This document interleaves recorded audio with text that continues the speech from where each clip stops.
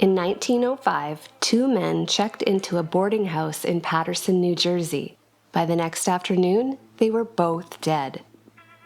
More than a century later, the only thing that seems to have survived is a single, small newspaper article. But is that really all that's left of this story?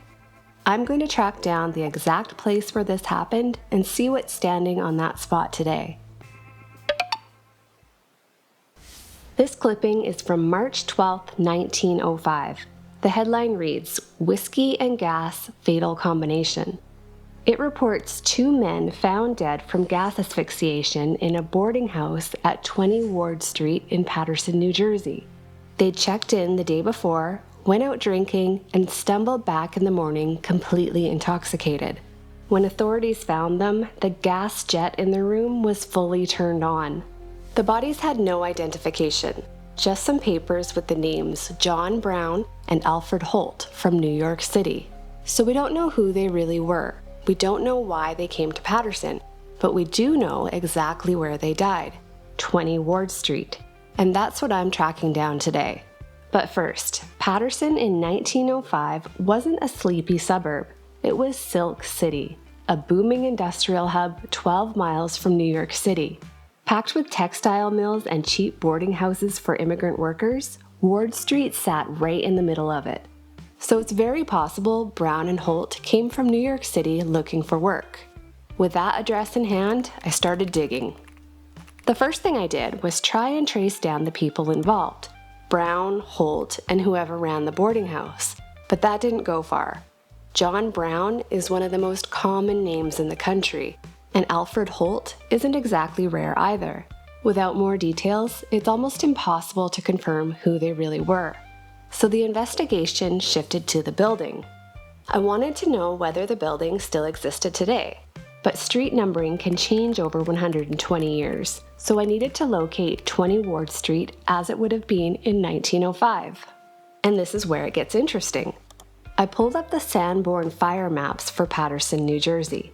These maps were created for insurance companies, so they were extremely detailed. They show what each building was made of, how many floors it had, the shape of the footprint, everything. On this map from 1887, there it was, 20 Ward Street, a 2-story wooden building listed as a carriage house.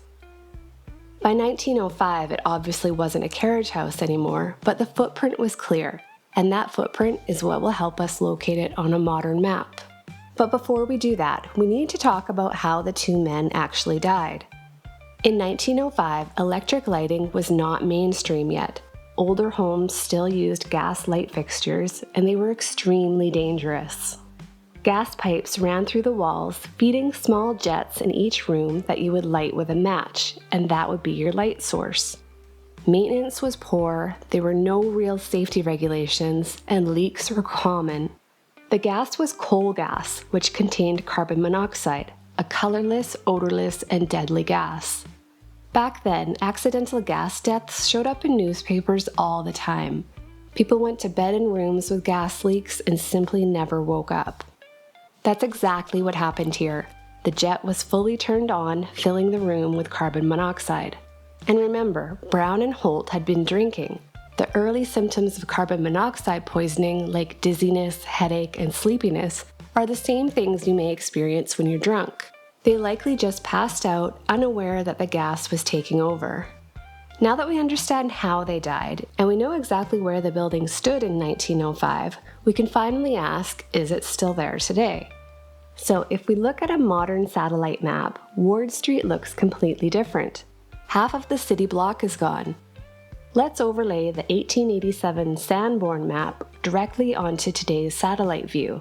Most of the buildings have vanished, but right where 20 Ward Street should be, sitting on that exact same footprint, there's a structure.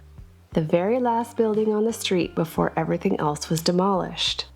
It now occupies what used to be both 20 and 22 Ward Street. You can even see the old brick stables from the map. That building right there. Here's what 20 Ward Street looks like today. A 2.5-story wood-framed structure just like the Sanborn map showed.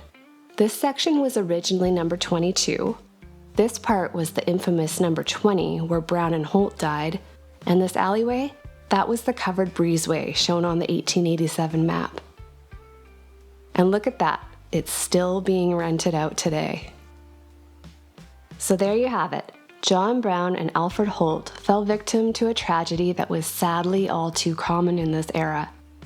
Without that single newspaper clipping, their story would be completely erased from history. Thanks for watching, and subscribe so you don't miss out on future stories I pull out of the archives.